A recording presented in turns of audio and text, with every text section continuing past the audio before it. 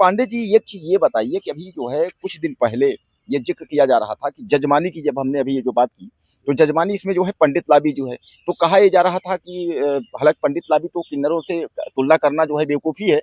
ये मतलब ऐसा कुछ नहीं है, इसलिए कि भाई उनका तो ये है कि जो जितना दे दिया। लेकिन ये कहा जा रहा था कि पंडितों की भी एक राशि जो है तय कर दी जाए कि शादी में, व्रतबंध में इस तरीके से जो है उनकी भी राशि, किन्नर भी यही कह रहे थे कि एक राशि जो है इनकी, उनके समुदाय के लोग या उनके जो तमाम जो सहानुभूति वाले लोग हैं वह कह रहे थे कि किन्नरों की एक राशि तय कर दी जाए कि जन्मदिन पर इतना, शादी में इतना, बच्चे पर इतना, ये सब जो है। इसी तरह पंडितों की भी। तो जब ये हाई कोर्ट ने ये फैसला कर दिया तो यहाँ तो पंडितों में भी खलबली हो गई कि कहीं अगर इसलिए अगर याचिका दायर करते हैं तो कहीं यह ना हो जाए कि तो जजमानी वाला और उसके बाद ये जो है अवैध वसूली ऐसा करके तो है। तो यहाँ कहीं ना कहीं पंडित भी घबराए हुए हैं, क्या लगता है आपको? नहीं, देखिए, पंडित का व्यवसाय अलग है। पंडित का जो अपना पेशा है वो अलग है, किन्नरों का अपना अलग है। किन्नरों का जो ये नेक था, ये एक तरह का समाज में एक सिंपैथी के रूप में उनको दिया जाता था कि ईश्वर ने इनको ऐसा बनाया है, चलो इसी बहाने इनका एक जीवन यापन हो जाया करेगा।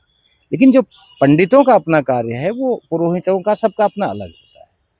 जैसे शादी में ही है, तो ऐसा नहीं है। देखिए, अब सबका रेट निर्धारण कैसे कर सकते हैं? आप डीजे को ही उठा के देख लीजिए, या फिर आप रोड लाइट रथ को उठा के देख लीजिए, इनका निर्धारण हो सकता है क्या? अब जो जिस हिसाब से पाता है उसी हिसाब से लग करता है। कई कई लगन में कोई डीजे वाले 25,000 30,000 लेते हैं, कहीं 5-7 हज़ार में चले जाते हैं। सब ये देखिए व्यवसायीकरण हो गया है। ये पंडित अपने मेहनत का पैसा लेता है, लेकिन किन्नर मेहनत का पैसा नहीं लेते। अच्छा, ये बताइए, पंडित पूरा समझ लीजिए कि एक शादी में जब से शुरू होती है, हम लोगों के यहाँ 3 से 4 रस्में होती हैं। मटमंगरा होता है, मंत्री की पूजा होती है, फिर द्वारचार होता है, शादी होती है, फिर तो एक पंडित अगर एक शादी में देखा जाए तो कम से कम 3 दिन मेहनत करता है, तिवारी। अच्छा, एक बात हम आपको पांडे जी रोकना चाहेंगे, हमारे दर्शक जानना चाहते हैं, वो बहुत बेसब्री से, उनके दिमाग में एक चीज चल रहा है जो मैं उनके माध्यम से बोल रहा हूँ। हमारे दर्शक ये जानना चाहते हैं कि पंडित जी, जैसे आपने कहा कि पंडितों का कार्यक्रम में कोई पंडित जो है 5,000 में, कोई 7,000 में, कोई 3,000 में भी, कोई 10,000 में भी, कोई 21,000 में भी, शादियों में 21,000। तो पांडे जी, क्या इसमें जो है आखिर शादियों में मंत्र तो वही है जो 5,000 वाला है, वो 21,000 वाला है? कि ऐसा तो नहीं है कि 5,000 वाला जो है वो कोई मंत्र दूसरा होता हो और 21,000 वाला मंत्र? अगर 21,000 वाली शादी कराएंगे तो उसमें जो है पति पत्नी जो है कभी विवाद नहीं होगा, कभी कोई बात नहीं होगी, कहीं ऐसा नहीं होगा। और 5,000 अगर सस्ते वाली कराएंगे तो उस हिसाब से श्लोक मंत्र कम पढ़े जाएंगे, तो वो जो है अक्सर आए दिन पर पत्नी मारपीट करेंगे, झगड़ा होगा, परिवार में शांति नहीं। मतलब ऐसा क्या क्या लगता है आपको?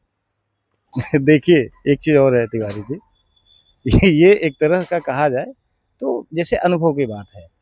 अब आप किसी भी पेशे को ले लीजिए, हम डॉक्टरी का पेशा ही उठाते हैं। कोई एमबीबीएस एमडी करके आता है, जब शुरुआत करता है तो उसकी फीस क्या होती है? 200 500 इस तरह से होती है। लेकिन जब वही विशेषज्ञ बन जाता है, उसके यहाँ भीड़ बढ़ जाती है और पेशेंटों की लाइन लग जाती है, तो उसकी फीस कितनी हो जाती है? 1500 2000 2500 हो जाती है ना। तो ऐसे ही देखिए, पंडितों का भी अपना कुछ होता है। और दूसरी चीज रही व्यस्तता की भी बात होती है। अब जिस दिन लगन तेज हो तो उस दिन भाई वो भी बढ़ जाता है। रही बात, वो सब अलग है। सबसे बड़ी चीज है कि अनुभव की बात होती है और लोगों की क्षमता के ऊपर डिपेंड करता है।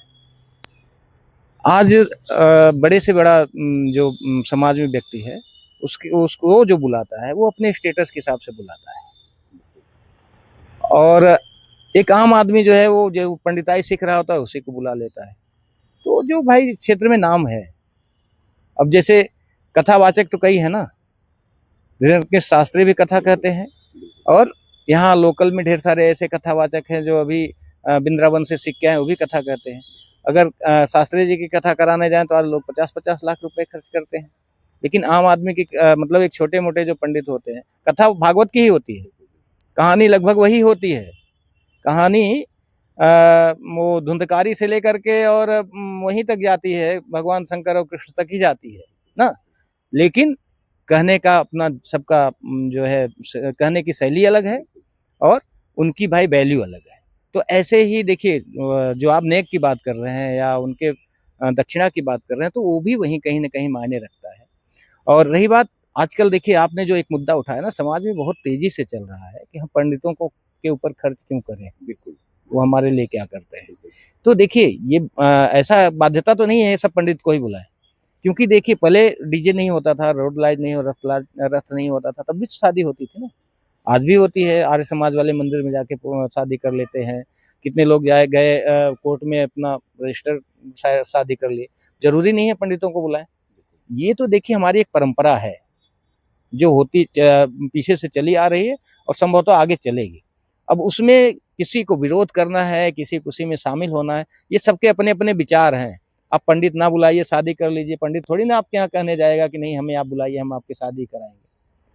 आज सब कुछ बदल चुका है समाज में। देखिए व्यवसाय सब पहले जो बाध्यताएं थी वो खत्म हो गई। आज हर आदमी एक दूसरे का व्यवसाय जो है धीरे धीरे हायर करता जा रहा है।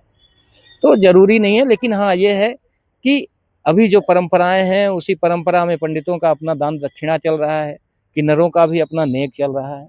लेकिन अगर कोई भी इस पर जो है वो जाति करता है, जोर जबरदस्ती करता है, तो वो कहीं न कहीं कानूनन जो है वो गलत है। अब इसमें पांडे जी दरअसल पंडितों को इसलिए जोड़ा गया कि दरअसल जो है जिस शुभ कार्य में पंडित चाहे वो जो है जन्मदिन में पहुंचते हों, पूजा कराते हों, शादियां कराते हों, वहाँ किन्नर पे पहुंचते हैं, जन्मदिन पहुंचते हैं, शादियों में पहुंचते हैं। अब कुल मिलाकर पंडितों को ये बात समझ में आ गई कि हाई कोर्ट या किसी कोर्ट में जा करके और जो है इसको वैध नहीं करवाना है।